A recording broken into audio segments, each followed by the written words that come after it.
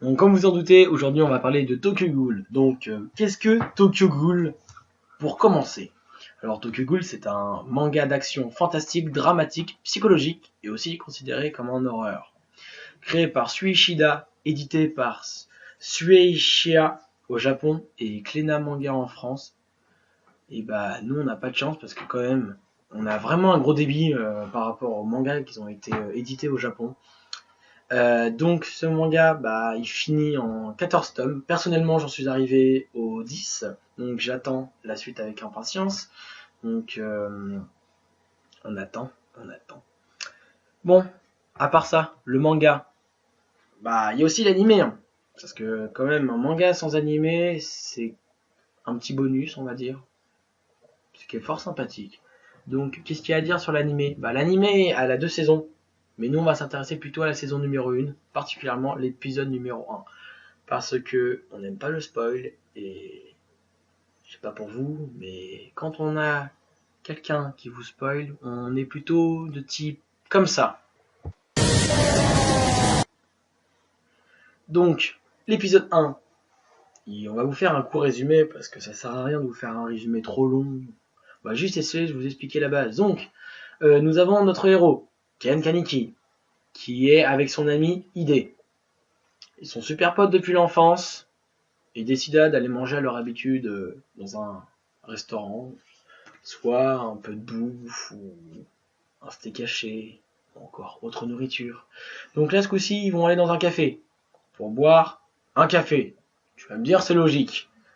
Mais tu vas me dire, mais aussi tu peux manger des petits croque-monsieur, tu peux boire du coca, d'autres boissons non alcoolisées bien sûr, car l'alcool c'est mauvais pour la santé. Enfin, c'est bon pour ton moral, mais... Excusez-moi, monsieur. Oui, Qu'est-ce que vous êtes en train de dire?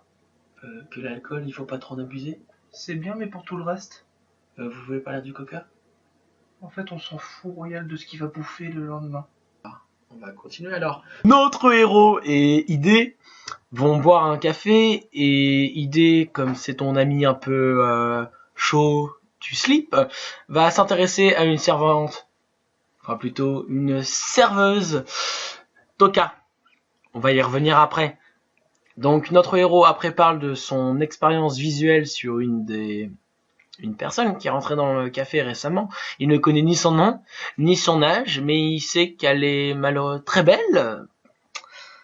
Et arrivé là, il décide, s'il la voit, de lui parler. Et boum, comme par hasard, elle rentre dans le café. Ide s'éclipse pour essayer de les laisser tous les deux, pour que Ken aille de l'avant. Aïe la ken, comme on peut dire dans le jargon. Monsieur, qu'est-ce que vous faites chez moi? Oh, excusez-moi. Je me dégourrais de chez moi, c'est bien ce que je me disais, hein. C'est pas ma chambre ici. Oui. Donc, arrivé là, Ken la regarda avec ses gros yeux. Waouh, mon Dieu, qu'est-ce qu'elle est belle. Donc, arrivé là, Lise passe à côté d'elle, pouf, fait tomber son bouquin, comme par hasard. Et là, Ken mettait les yeux sur le bouquin. Il découvra une magnifique couverture qui était... C'est livres d'ailleurs. Très bon livre. S'il le sortait enfant, je pense que je pourrais le lire. Mais je ne pense qu'il ne sortirait pas comme ça. Donc arrivé là, il lui commença une petite discussion par « Ah oui, vous aussi, vous lisez ça ?» Et arrivé là, il parla toute la journée, et il décida de se rencontrer et faire une petite après-midi tranquille entre amis. On va dire ça comme ça, hein, parce que le sex friends peut être adapté dans ce genre de situation. Donc ils décident de passer une après-midi tranquille tous les deux, et arriva le soir où Ken voulait accompagner Lise parce que Lise avait peur des criminels qu'il y avait en ce moment. Oui, parce que les criminels, ça rôde toujours, mais ceux-là sont assez particuliers car ils étaient très sanguinaires. Oui. Pour dire aux personnes, les personnages que nous sommes en train de parler sont en fait des sortes de personnes anthropophagistes qui mangent la nuit d'autres personnes. Mais on ne sait pas pourquoi. Je vous laisse, monsieur. Oui. On s'est fini les infos. Alors, ces personnes-là sont appelées ghouls, donc ils mangent des humains. Ils mangent des humains, oui, parce que pour assouvir leur faim, donc nous avons des petits détails sur... ils ne peuvent pas manger de nourriture humaine, car ils ne sont pas composés comme nous. Donc, revenons à Ken. Ken qui raccompagne Lise pour la ramener chez elle. Donc, arrivé là, ils arrivent à, comment dire, pas un carrefour, mais une superposée de chemins. À gauche, très lumineux, à droite, très sombre. Donc d'après vous, par où vont-ils passer? Je pense que comme c'est un manga d'horreur, on va passer par la droite, parce que forcément il doit faire nuit et très glauque. Donc il décide d'y aller et arriva le fameux passage, où Lise lui disait qu'elle l'a toujours regardé, qu'elle l'aimait déjà depuis très longtemps, mais qu'elle ne voulait lui parler. Ken, imagine que t'es dans sa situation, t'es tout chamboulé, t'as envie de pécho, quoi. On va dire, on va y aller directement. Il a envie de taper dedans, etc. Donc, elle arriva, elle tombe dans ses bras et lui dit qu'elle l'aime, se décalant vers sa nuque et lui bouffa l'épaule. Et oui, car tout pouvait être tout beau, tout joli. Mais non, Lise, entre autres, était une goule. Elle lui bouffa l'épaule et arrivait là, sorta son Kigun. C'est qu'un Kigun étailleux d'ailleurs, vous pourrez le regarder sous cette photo. On verrait qu'elle a 4 tentacules. Non, c'est pas une taille. Oh, arrête-toi là, espèce de vieux pervers qui est derrière cette vidéo. C'est juste une arme qui pour disséquer les humains. Tu fais-moi ton fier. Bizarre, le hentai se transforme bizarrement en film d'horreur, où tu peux être l'acteur d'ailleurs. Arrivée là, elle perça le foie de notre héros. Notre héros voulait se barrer pour essayer de lui échapper, mais arriva dans un cul-de-sac. Oh, les clichés. Lise voulait le bouffer et d'un coup, elle se fait poutrer la gueule. Entre autres, elle se fait écraser par des poutres sur la gueule et mourra sur le coup. Ken se retrouva alors emmené par les ambulances, tu sais pas comment ils sont arrivés, mais en tout cas ils sont arrivés là, et subit une chirurgie, une implantation d'organes.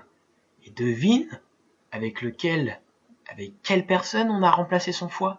Et oui, comme par hasard, elle se fait écraser sous des poutres, Lise, et son foie était resté intact, donc on lui prend son foie et on le met dans celui de Ken. Arrivé là, Ken, il n'était plus comme avant, car maintenant il avait un foie de goule, donc il ne pouvait plus manger comme avant, il ne pourra plus jamais manger ce qu'il voulait.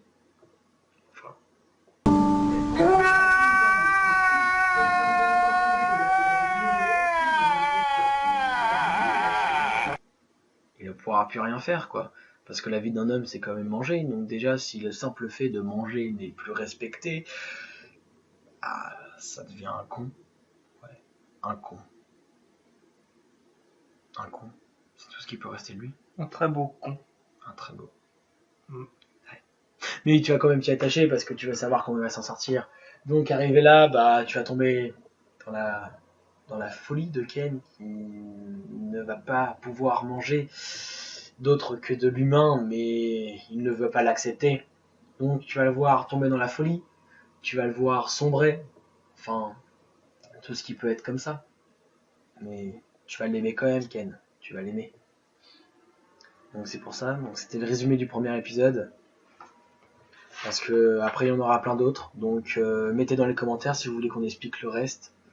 Donc d'après moi, Tokyo Ghoul c'est un très bon manga qui représente un peu la cruauté des humains et aussi comment sont les ghouls. Ça fait bizarre de regarder cet animé là parce que quand tu vois un manga, t'as les couleurs et les contrastes qui sont très sombres, alors que dans l'animé, c'est toujours sombre mais il y a un peu plus de gaieté quand même. Mais toujours ce que je dis, dans les mangas, t'es à fond dans l'histoire, mais dans les animés, t'es à fond dans les sentiments. Car quand tu regardes un animé, tu as tous les sentiments qui sont plus présents. Alors que dans le manga, tu peux pas trop t'en rendre compte, à part tout ce qui est colère et tristesse. Donc voilà. Donc d'après mon point de vue, c'est un très bon manga, qui est fort conseillé. Si vous aimez un peu tout ce qui est un peu horreur, ou toujours la tristesse, parce qu'il y a toujours une pointe d'émotion, et ça j'apprécie grandement dans les mangas. Donc voilà d'après mon point de vue. Oh, du mien. Oui, tout à fait. Mon point de vue, c'est que déjà combat badass, on peut le dire. Quand on voit les Kagunés s'entrechoquer et voir des combats mémorables contre bip contre bip, hein, avec bip bip, des bip. Oui, on a mis la censure parce que sinon ça vous fait chier.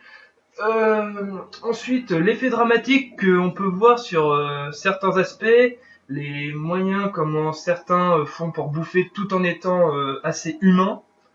Mais ça, vous le saurez dans l'épisode comment ils le font. Et puis, bah, comment dire, c'est un très bon manga, en effet, je l'admets.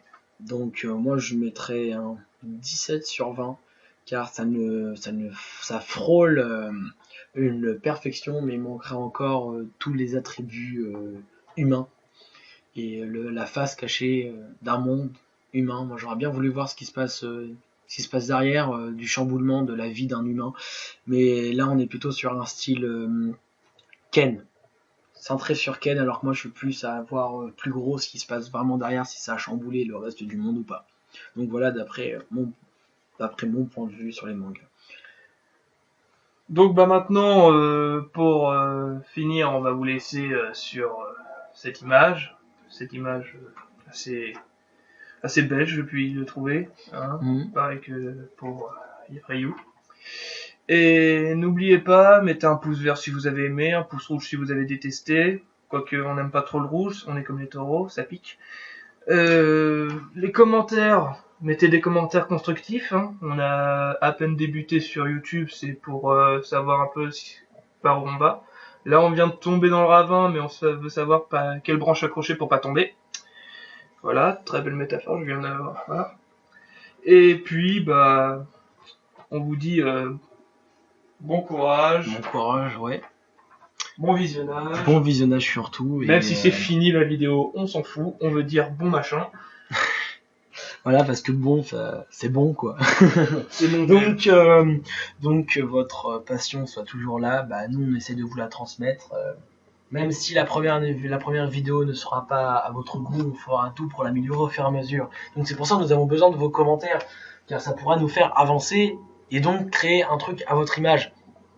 Donc surtout, n'hésitez pas. N'hésitez pas à laisser un commentaire, ça pourra n'être que constructif. Donc voilà, au revoir les otaku. Au revoir les otaku.